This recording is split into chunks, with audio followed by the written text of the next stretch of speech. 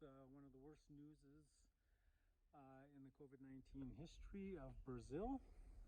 Yesterday we had more than 3,000 deaths countrywide, and I was actually going to make a film, 3 of the dumbest things people do during COVID-19 and 3 of the smartest things you can do during COVID-19, but I'm not much in the mood to make a film like that because we had a devastating day yesterday, and what can I say? I mean, you know, the president tried to address the nation last night, but in typical Brazilian fashion, everyone just kind of looked out the window and banged their pots and pans. Bit of a tradition here. I've been hearing every time the president addresses the nation, everybody's upset, everybody's complaining about everything. And so that happened last night, and really nothing was done. I think one of my biggest disappointments about how the COVID-19 crisis has been handled is the lack of authorities and so-called experts talking about how to keep yourself healthy.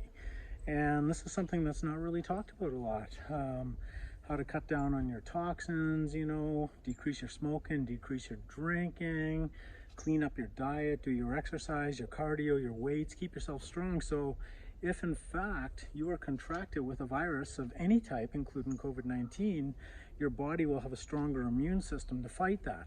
I'm very disappointed over the last 15 months that the authorities, the so-called experts, the Dr. Fauci's, the Dr. Tams in Canada, etc., just keep talking about, hey, let's wait for a vaccine, let's do PPE, etc., but no one's actually talking about, hey, you know what, if you do get COVID-19, be in optimal condition, physically and mentally, so that you can combat it appropriately. You know, it's not like we haven't had viruses before or flus before, and common sense would dictate that we would want to be in good condition in order to combat those type of viruses. Not to stop them from spreading necessarily, because that's not going to happen no matter how much vitamin B, D, zinc, water, exercise, meditation, sleep, and so on and so forth, fitness, etc. None of that's going to stop you from actually contracting a virus. But when you do get the virus, at least you can be in optimal physical and mental shape in order to combat it effectively. And this is something that has really been a letdown by the authorities, in my opinion, and really a letdown by the so-called experts out there who seem to be quite out of shape themselves. So it's like, I don't know, I don't go to a personal trainer that looks like a weakling or a big fat guy. So, I mean, why are we listening to, well, I can only go so far on Google or they'll deplatform me, obviously. But, I mean, the advice, let's just say, it's been 15 months. I mean, come on, it's time to get it right. So it's been a really bad couple of days in Brazil. One of the other things that is completely illogical is 2 things, actually. Number one, they close down different cities at different times. So if they close down Rio de Janeiro, well, people from Sao Paulo can travel to Rio de Janeiro and spread their infection. Or vice versa, they'll shut down Sao Paulo, open up Rio de Janeiro, and vice versa. They don't actually lock everything down at the same time, which is a real shame, because then it would actually have some efficacy, in my opinion. The second thing is the absurdities that I see. I mean, I see guys or women driving on the highway on a 100-kilometer stretch of highway, and they're in a car, closed car with their air conditioning on, alone, and they're wearing a full mask.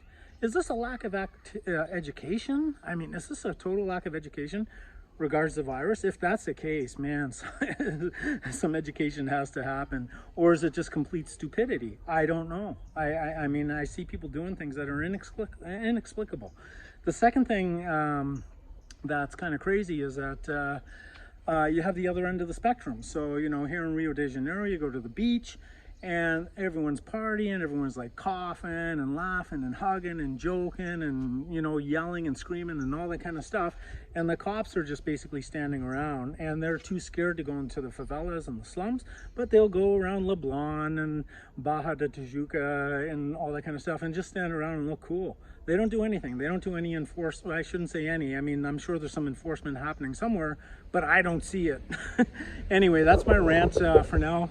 It's It's been a bad couple of days in Brazil. COVID-19, 3,000 deaths yesterday, and it looks like by all intents and purposes that's just going to keep increasing because the measures that are being taken here just seem to be completely illogical and don't seem to be working. Plus ignorance of people just not doing the right thing at the right time to mitigate the spread, and thirdly and lastly, not keeping themselves in physical conditions so that they can actually be prepared and be, in a condition so that they can combat COVID-19 if they do actually contract it.